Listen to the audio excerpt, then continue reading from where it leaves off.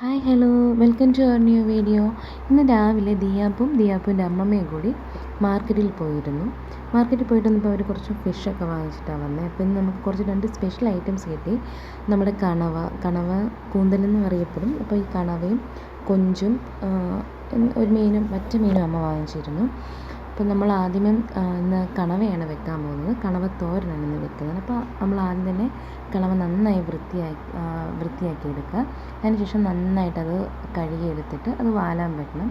അതിലെ വെള്ളം വലിയാൻ വേണ്ടി വെക്കണം. എന്നിട്ട് നമ്മളൊരു കുക്കർ എടുക്കുക. നമ്മൾ കുക്കറിലാണ് ഈ കണവ വേവിച്ചെടുക്കുന്നത്.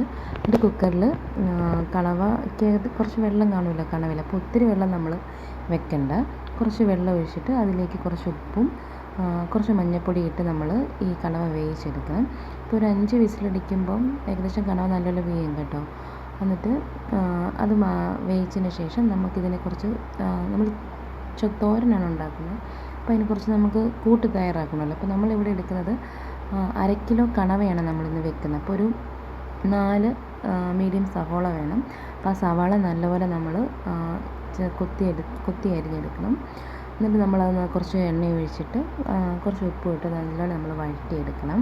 അപ്പോൾ അത് വഴന്ന് വരുമ്പോഴത്തേക്കും അതിലേക്ക് നമ്മൾ ഇഞ്ചി പൊടിയായിട്ട് അരിഞ്ഞ് ഇഞ്ചിയും പിന്നെ പച്ചമുളകും നമ്മൾ ഇട്ട് കൊടുക്കുന്നുണ്ട്. വേണമെങ്കിൽ ഈ ടൈമിൽ നമ്മൾ കറിവേപ്പിലയും ഇട്ട് കൊടുക്കാം. പിന്നെ നമുക്കിതിനെ ഒരു അരപ്പ് റെഡിയാക്കണം. അതിനൊരു നമ്മൾ ഒരു അരമുറി തേങ്ങയാണ് എടുത്തേക്കുന്നത്. ആ തേങ്ങയും അതിൽ 4 അല്ലി വെളുത്തുള്ളിയും പെരുംജീരകവും കാശ്മീരി മുളക് പൊടിയും കുറച്ച് മഞ്ഞൾപ്പൊടിയും കൂടെ ഇട്ടിട്ടുണ്ട്. ഓൾറെഡി നമ്മൾ ആ കണവയിൽ കുറച്ച് മഞ്ഞൾപ്പൊടി ഇട്ടിട്ടുണ്ട്. അപ്പം അതൊന്ന് ഒതുക്കിയെടുത്ത് അതൊന്ന് ക്രഷ് ചെയ്തെടുത്താൽ മതി. ഒതുക്കിയെടുത്തിട്ട് അതും നമ്മൾ ആദ്യം തയ്യാറാക്കി വെച്ച സവാളയിലേക്ക് അതും ഇട്ട് കൊടുക്കുക. എന്നിട്ട് നന്നായിട്ട് ഇളക്കിയെടുക്കണം. ഈ ടൈമിൽ നമ്മൾ നേരത്തെ കണവ വേവിച്ച് വെച്ചിട്ടുണ്ട്. അപ്പോൾ ആ കണവ ഈ ഒരു അരപ്പൊന്ന് മൂത്ത് വരുന്നോളം വരെ ഒന്ന് ഇളക്കി കൊടുക്കുക. അടിയിൽ പിടിക്കാതെ നന്നായിട്ട് ഇളക്കി കൊടുക്കണം. അത് ഏകദേശം ഒന്ന് ഒരു പച്ചമണം മാറുമ്പോഴത്തേനും നമ്മൾ വേവിച്ച് വെച്ചിരിക്കുന്ന നമ്മുടെ കണവയുണ്ടല്ലോ അത് ഇതിലേക്ക് ഇട്ട് കൊടുക്കുക. എന്നിട്ട് നന്നായിട്ട് ഇളക്കുക. അപ്പോൾ ഈ കണവ വെന്ത് വന്ന വെള്ളമുണ്ട് നമുക്ക് കുറച്ച് വെള്ളം കാണും ആ കുക്കറിൽ. അപ്പം അതിൻ്റെ എസൻസൊക്കെ ആണെങ്കിൽ വെള്ളമാണല്ലോ. അപ്പോൾ നമ്മളത് ഇതിലേക്ക് കുറച്ച് ഒഴിച്ച് കൊടുക്കണം. എന്നിട്ട് നന്നായിട്ട് ഇത് വേവിച്ചെടുക്കണം. അപ്പോൾ ആ അരപ്പൊക്കെ നല്ലപോലെ വെന്ത് കിട്ടും. അതിനുശേഷം നമ്മളൊരു ചീനച്ചട്ടി എടുത്തിട്ട് കടുകും നമ്മുടെ കറിവേപ്പിലയിട്ട് കടുക് പൊട്ടിക്കുക. ആ കടുക് പൊട്ടിച്ചത് നമ്മുടെ ഈ കണവയിലേക്ക് തളിച്ചൊഴിക്കുക. എന്നിട്ട് നന്നായിട്ട് ഇളക്കിയെടുക്കുക. അത് തണുത്ത് കഴിയുമ്പം നല്ല സെർവിങ് പാത്രത്തിലേക്ക് മാറ്റുക.